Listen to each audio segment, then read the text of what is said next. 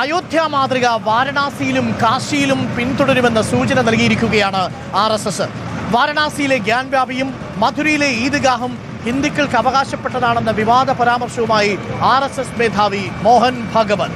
ഇതിനായുള്ള പോരാട്ടങ്ങൾക്ക് പ്രവർത്തകർക്ക് ഇറങ്ങാവുന്നതാണെന്നും മോഹൻ ഭഗവതിന്റെ ആഹ്വാനമുണ്ട്. പിയാ സുനിലാണ് കൂടുതൽ വിവരങ്ങളുമായി നമുക്കൊപ്പം ചേരുന്നത്. പിയാ സുനിൽ, അയോധ്യ കൊണ്ട് അവസാനിക്കുന്നില്ല. നേരത്തെ പറഞ്ഞു അബി ബാക്കി ഹേ, കാശിയിലും മധുരയിലും കാര്യങ്ങൾ ബാക്കി കിടക്കുന്നു ആയിരുന്നു നേരത്തെ പറഞ്ഞിരുന്നത്. ഇടക്കാലത്ത് അത്തരം മാതൃകകൾ വേണ്ട എന്ന നിലപാട് RSS എടുത്തിരുന്നു. ഇപ്പോൾ വീണ്ടും പഴയതിലേക്കുള്ള തിരിച്ചുപോക്കാണോ? കാശിയും ഒപ്പം തന്നെ മറ്റിടങ്ങളിലും സമാനമായി മധുരയിലും ബാക്കിയുണ്ട് എന്നാണോ നമ്മൾ മനസ്സിലാക്കുന്നത്? അയോധ്യ മാതൃക പിന്തുടരാൻ തീരുമാനിക്കുകയാണോ RSS വീണ്ടും? Piya Sunil, good morning. അരുൺ, തീർച്ചയായും RSSന്റെ 100ാം വാർഷികത്തിൽ, RSS രൂപീകരണത്തിന്റെ 100ാം വാർഷികത്തിൽ ഇപ്പോൾ അയോധ്യയ്ക്ക് ശേഷം കാശിയിലും മധുരയിലും അയോധ്യയ്ക്ക് സമാനമായ നീക്കത്തിലേക്ക് പോകും എന്ന വ്യക്തമായ സൂചന തന്നെയാണ് RSS മേധാവി മോഹൻ ഭാഗവത് നൽകിയിരിക്കുന്നത്.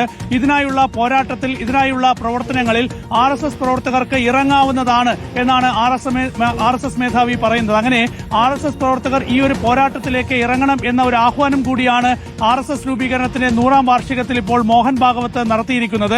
നമുക്കറിയാം, അയോധ്യയ്ക്ക് വേണ്ടിയുള്ള രാമജന്മഭൂമി പ്രക്ഷോഭം പിന്നീട് സമാപിച്ചത് 1992 ഡിസംബർ 6 ബാബറി മസ്ജിദ് തകർത്തുകൊണ്ടാണ്.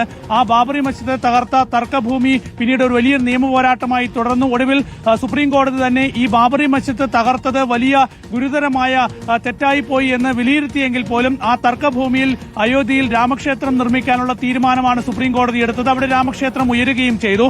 അതിനുശേഷം ഇപ്പോൾ മധുരയിലേക്കും കാശിയിലേക്കും നീങ്ങാനുള്ള ഒരു സംഘപരിവാർ നീക്കത്തിന്റെ വലിയ സൂചന തന്നെയാണ് RSS മേധാവി മോഹൻ ഭാഗവത് നൽകുന്നത്.